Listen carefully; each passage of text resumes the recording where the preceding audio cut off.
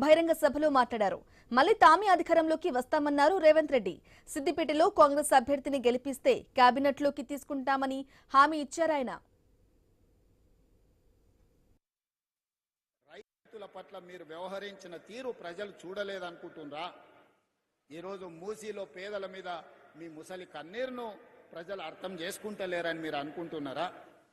రాజకీయాల కోసం మాట్లాడాలి, ప్రజల మేలు కోసం మాట్లాడాలి, కానీ ఏమి జరగొద్దు, అడ్డుకోవాలి, వీళ్ళు ఏమి చెయ్యొద్దు, వీళ్ళనేమి చెయ్యనియొద్దు అంటే ఇది ప్రజల పట్ల పగతో వ్యవహరించినట్టే.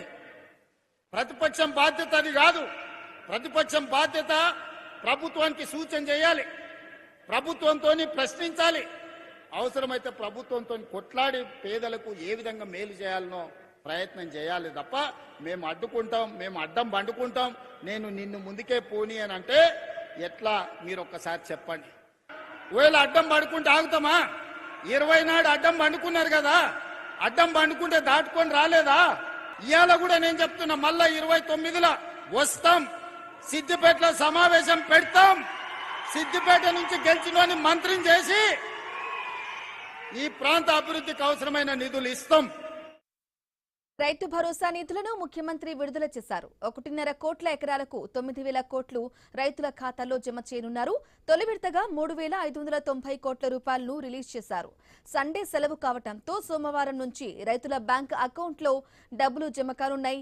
20 రోజుల తర్వాత రెండో విడతలో 2,650 కోట్లు, 3 దశలో మిగతా మొత్తాన్ని విడుదల చేస్తారు. రైతుల కోసం ఇప్పటి వరకు 1,40,000 కోట్ల రూపాయలు ఖర్చు చేశామన్నారు రేవంత్ రెడ్డి. ప్రభుత్వ బడుల్లో చదివే విద్యార్థులకు కొత్త సదుపాయాలు కల్పించబోతున్నట్లు తెలిపారు. తెలంగాణ పబ్లిక్ స్కూల్ మా మురళి కమిషన్ చైర్పర్సన్ ఇచ్చిన సూచన మేరకు నర్సరీ నుంచే రాష్ట్ర ప్రభుత్వ ఆధ్వర్యంలో ఈ రోజు పాఠశాలలను తెలంగాణ పబ్లిక్ స్కూళ్లను వచ్చే అకాడమిక్ ఇయర్ లో ప్రారంభించుకుంటున్నాం. మంచి నాస్టా, మంచి లంచ్ అక్కడనే పెడుతున్నాం. ఒక రోజు పిల్లలకు పాలిస్తాం, రెండో రోజు రాగి జావ ఇస్తాం. వారం రోజుల్లో ఆదివారం సెలవు అయితే ఆ రోజుల్లో 3 రోజులు ప్రతిరోజు పాలిస్తాం పిల్లలకు, రెండో రోజు రాగి జావ ఇస్తాం. మంచి నాస్టా పెడతాం, మంచి భోజనం పెడతాం. ప్రభుత్వ పాఠశాలల్లో అన్ని వసతులు ఏర్పాటు చేస్తాం. అందుకే ప్రైవేట్ స్కూళ్ళకు పోవాలనే మోజుకు పోకండి. మీరు సంపాదించినంత ఫీజుల రూపంలో నష్టం కాకండి. ప్రభుత్వ పాఠశాలలు ప్రైవేట్ కంటే మంచిగా చేపిస్తాం. ఇవాళ ప్రైవేట్ స్కూళ్ళల్లో చదువుకున్న వాళ్ళ కంటే గవర్నమెంట్ స్కూళ్ళల్లో టీచర్లు అత్యధికంగా చదువుకున్న వాళ్ళు ఉన్నారు. పశ్చిమాసియా యుద్ధంతో యూరియా సమస్య తలెత్తే ప్రమాదం ఉందన్నారు రేవంత్ రెడ్డి.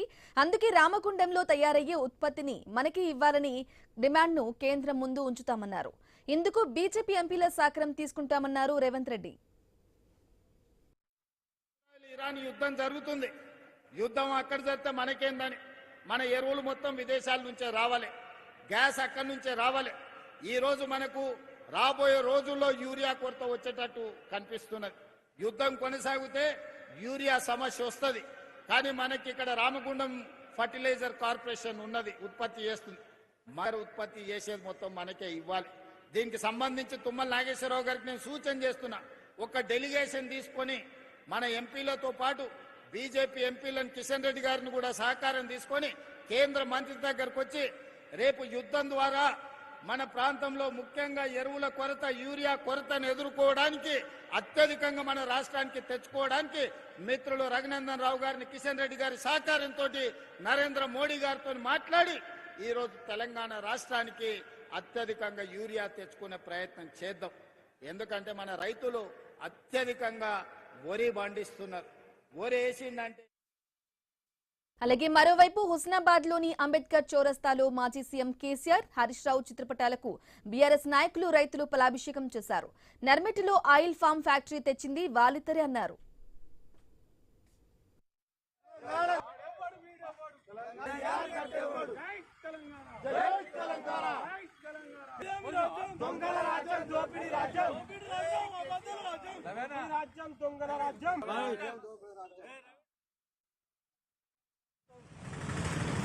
కోట్ల రూపాయలు తీసుకొచ్చి రైతాంగం ఆర్థికంగా ఎదగాలని ఒక ఆలోచనతో, లక్ష్యంతో ఆనాడు కేసీఆర్ గారు ఆలోచించి హరిశైల గారి ప్రోత్సాహంతో ఈ జిల్లాలో దాదాపు 12,000 ఎకరాల ఆయిల్ పామ్ పంటలు సాగులు ప్రోత్సహించి ఈ రోజున ప్రారంభించిన ముఖ్యమంత్రి గారు ఇవాళ ఎవరికి వెళ్తా అని ఆలోచిస్తున్నాం.